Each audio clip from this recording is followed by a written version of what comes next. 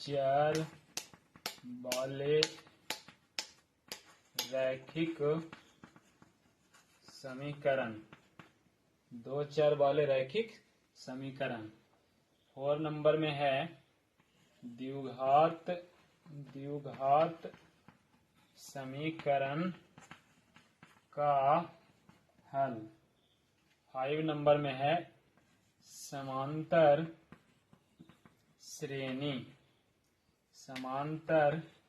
श्रेणी, जिसको एपी बोलते हैं। 6 नंबर में है जी त्रिभुज। 7 नंबर में है निर्देशांक ज्यामिति यानी कोऑर्डिनेट ज्योमेट्री। आ रहा है वीडियो की बंद कर रखी? चालू है। 8 में है त्रिकोणमिति,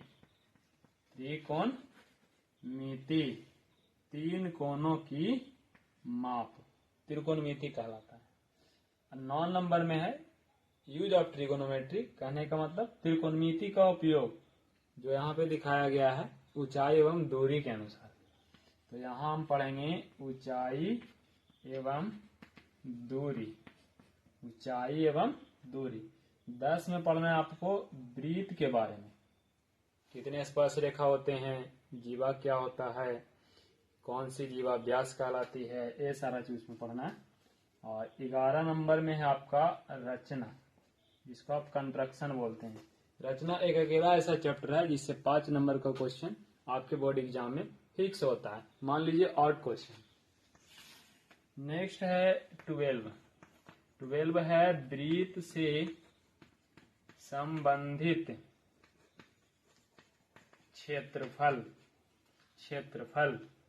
और जैसे कि इसमें पढ़ेंगे वृत्तखंड त्रिज्यखंड का क्षेत्रफल क्या होता है, चाप की लंबाई क्या होता है, ये सारा चीज का अध्ययन करेंगे। और 13 नंबर यानी 13 में आपका पृष्ठीय क्षेत्रफल और आयतन, पृष्ठीय क्षेत्रफल और आयतन। 3D क्षेत्रमिति है वो आपको पढ़ना है मैट्रिक बोर्ड के लिए चैप्टर नंबर 13 में, ठीक है।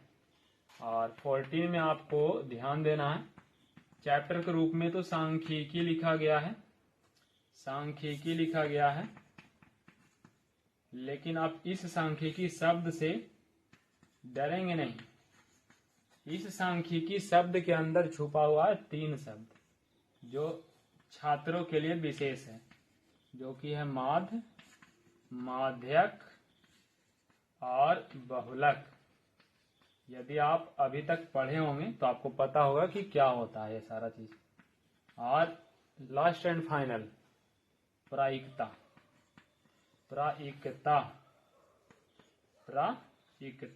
प्रोबेबिलिटी, संभावना, कोई भी चीज होने की घटना की संभावना क्या है, वो सारा चीज का डिटेल्स यानी कि उसका अध्ययन प्रायिकता में किया जाता है, ठीक है। तो आपका ये सिलेबस है जो कि मैट्रिक बोर्ड के लिए 15 चैप्टर है।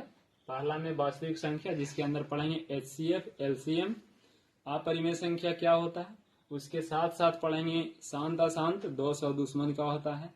उसके बाद पढ़ेंगे रेखिक वाली संख्या क्या होती है, उसमें अशांत को दशमलव वाले को भिन्न में कैसे बदलते हैं। उसके बाद चैप्टर 2 में द्विघात बहुपद, जिस बहुपद का घात 2 द्विघात बहुपद कहलाता है। वो 1 चर में भी हो सकता है, 2 चर में भी हो सकता है, लेकिन हम अध्ययन करने वाले हैं 1 चर में। और 2 घात जब होते हैं तो उसका मूलों की संख्या होता है 2, इसमें योगफल और उसके गुणनफल का अध्ययन किया जाता है, जो इस चैप्टर में अध्ययन किया जाएगा। तो चैप्टर 3 है 2 चर वाले रैखिक समीकरण। चर यानी कि वेरिएबल जो अपने समय के अनुसार अपना मान बदलते रहे, वो चर कहलाता है। तो इसमें 2 चर आएगा। चर जनरल रूप से 3 होते हैं, x, y और z।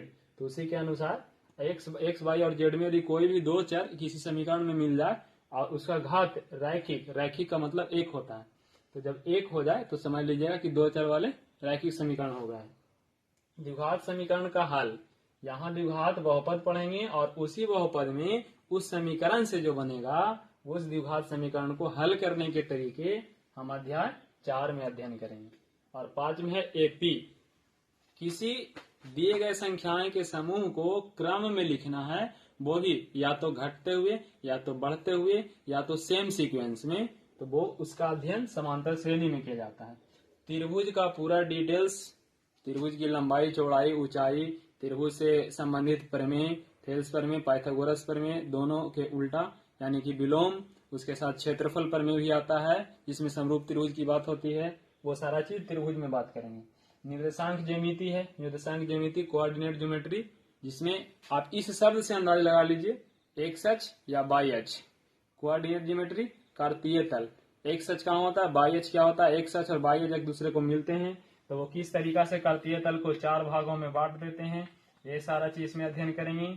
मान लीजिए ये 3rd होगा और ये 4 होगा, मान लीजिए इसका अध्ययन कर लेते हैं तो 4 से 5 नंबर तो यहाँ से आ जाएगा। तो अब इस बात पे ध्यान देंगे। त्रिकोणमिति, ऊंचाई एवं दूरी, ये दोनों जो चैप्टर है वो त्रिकोणमिति का बिल्कुल 9th से 10th में नया की तरह आता है, और ये दोनों चैप्टर का वेटेज नंबर वाइज देखा जाए तो 20+ है। कहने का मतलब 20+ मार्क आप ला सकते हैं, किससे, सिर्फ 8 और 9 अध्याय से। तो आप ध्यान देंगे। 10 में पढ़ना है वृत्त, जैसे कि मैंने बताया था कि इसके जीवा के बारे में पढ़ना है, वृत्त पे कितनी स्पर्श रेखा हो सकती है, ये सारा चीज में अध्ययन करेंगे। और रचना आप समझ ही रहे होंगे, त्रिभुज की रचना, त्रिभुज कैसे बनाई जाती है, कंट्रक्शन के रूप में स्केल, पेंसिल और इंच की सहायता से त्रिभुज और वृत्त में स्पर्श रेखा भी खींचेंगे। वृत्त से संबंधित क्षेत्रफल की बात होगी तो वहां पे वृत्त के 2 भाग में बांटेंगे, अर्धवृत्त आएगा, पूरा वृत्त आएगा। थीटा के अनुसार त्रिज्या को अगर झुकाएंगे तो त्रिज्यखंड आएगा, उससे भी त्रिभुज निकाल के अलग रखेंगे तो उसके लिए हमारा ये वृत्तखंड बन जाएगा।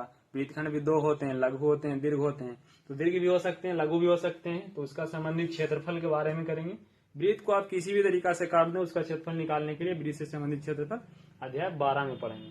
पृष्ठीय क्षेत्रफल और आयतन में 3D क्षेत्रमिति आता है, जिसके अंदर घन, घना, बेलन, शंकु, गोला, अर्धगोला, छिन्नक तक आ सकती है। जैसे आप घर में बाल्टी देखे होंगे, कुछ इस प्रकार से होती है, जिसमें नीचे जो होती है वो थोड़ा सा पतला होता है और ऊपर थोड़ा ज्यादा होता है, तो उस पर त्रिज्या ज्यादा होता है, ऊपर में R1 मान लेंगे और नीचे त्रिज्या कम होता है R2 मान लेंगे, और ये ऊंचाई होगा। और चूंकि थोड़ा सा तिरछे रूप में होती है तो ये तिर्यक ऊंचाई L इसको बोला जाता है। तो ये इस प्रकार का छिन्नक होता है। अगर शायद 9th में आप पढ़े हैं तो ठीक है, नहीं पढ़े तो हम यहाँ पे बहुत ही अच्छे तरीका से, बेस्ट तरीका से आपको सिखाने का कोशिश करेंगे। और नेक्स्ट एक्सरसाइज के रूप में सांख्यिकी आता है, जिसके अंदर मैंने बताया सांख्यिकी शब्द पर मत जाइए, उसके अंदर क्या है, माध्य, माध्यक और बहुलक। अगर उसका अध्ययन आप कर लेते हैं तो समझ लीजिए कि 3 शब्द से आप 5 से 6 नंबर ला सकते हैं। पहला तो ऑब्जेक्टिव में आएगा। माध्य कुछ अलग नहीं है, शायद आप बचपन में पढ़े होंगे कि माध्य जो है ना वो औसत ही होता है। औसत कैसे निकाली जाती है वो आपको पता होगा, टोटल प्रेक्षणों का योग बटे में प्रेक्षणों की संख्या। जो भी आप काम कर रहे हैं उस टोटल घटना को ऊपर रख दीजिए, उस करने में जो टोटल काम हो रहा है, मतलब कि समय हो रहा है तो समय को नीचे रख दीजिए, संख्या है तो संख्या को नीचे रख दीजिए, तो चल सकता है। और लास्ट और फाइनल चैप्टर है प्रायिकता। प्रोबेबिलिटी। प्रोबेबिलिटी जो होती है वो किसी भी घटना पर आधारित होती है। अगर किसी चीज के घटने की आपसे संभावना पूछी जाए, जैसे एक पासा फेंक दिए तो पासा में संख्या कितने होते हैं, 6, 1 2 3 4 5 6 7 होता है क्या, 7 नहीं होता है, तो उस पर ध्यान देना है।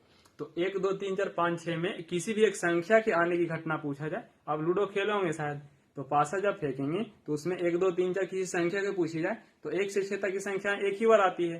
तो किसी भी एक संख्या के बारे में पूछा जाए कि उसकी प्रायिकता क्या होगी, तो ऊपर में 1 होगा और नीचे जो टोटल संख्या में से रखा जाता है, तो ऊपर 1 होगा नीचे 6 होगा, यानी कि उसके अंदर यानी पासा के अंदर कोई भी एक संख्या लाने की जो प्रायिकता होगा वो 1/6 हो जाएगा। तो हम इस तरीका से पूरे सिलेबस को समझा दिए हैं, बता दिए हैं आपको, और टॉपिक वाइज हर एक दिन कोशिश करेंगे कि एक एक्सरसाइज उस चैप्टर का, या अगर हो सके तो पूरा चैप्टर ही खत्म करने की कोशिश करेंगे। और हमारा टारगेट है कि 30 दिनों के अंदर, जैसे यहाँ पे लिखा हुआ होगा 1/30 मतलब 30 दिनों में, आज पहला दिन है, तो 30 दिनों के अंदर आपके टोटल सिलेबस पहला अध्याय से लेकर के 15 अध्याय मतलब 15 चैप्टर तक कंप्लीट करने का कोशिश करेंगे।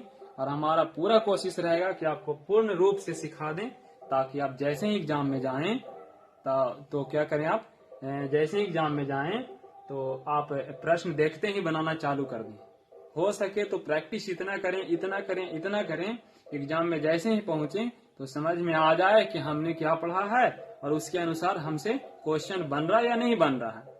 मैं तो कहता हूँ यदि कोशिश किया जाए तो 100 नंबर के ऑब्जेक्टिव में, हालांकि बनाना तो 50 ही है, 60 भी नहीं पहुंचना पड़ेगा, 50 कंफर्म बनेगा।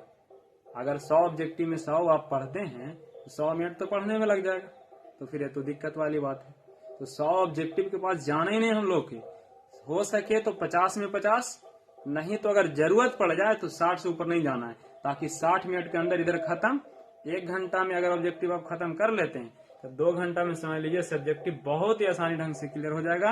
अगर ऑब्जेक्टिव अच्छा रहा तो सब्जेक्टिव भी अच्छा जाएगा, ऑब्जेक्टिव में टाइम बिताइएगा, सब्जेक्टिव लो जाएगा तो फिर रिजल्ट दिक्कत हो सकती है, कम नंबर आ सकती है। तो हमें कोशिश प्रैक्टिस के साथ इस तरीका से करना है कि गलती ना हो और ज्यादा से ज्यादा नंबर ला सकें। तो इसको सीखना है, साथ में प्रैक्टिस करना है। बिना प्रैक्टिस के कुछ भी संभव नहीं है। तो आज के सिलेबस के लिए मैंने ये बता दिया, बाकी कल से हम अपना पहला वीडियो, कहने का मतलब पहला चैप्टर पूर्ण रूप से खत्म करने का कोशिश करेंगे, समझाने का कोशिश करेंगे, ताकि आप उस चैप्टर से होने वाली समस्याओं से अगर जूझ रहे हैं तो उसका समाधान, उसका उपाय आपको मिल सके। धन्यवाद। फिर कल जुड़ेंगे आपके प्रथम क्लास में। आप हमेशा जुड़ें, कोशिश करें लर्न विथ ग्लोरियस 2.0 और इसको सब्सक्राइब करें। बाकी धन्यवाद।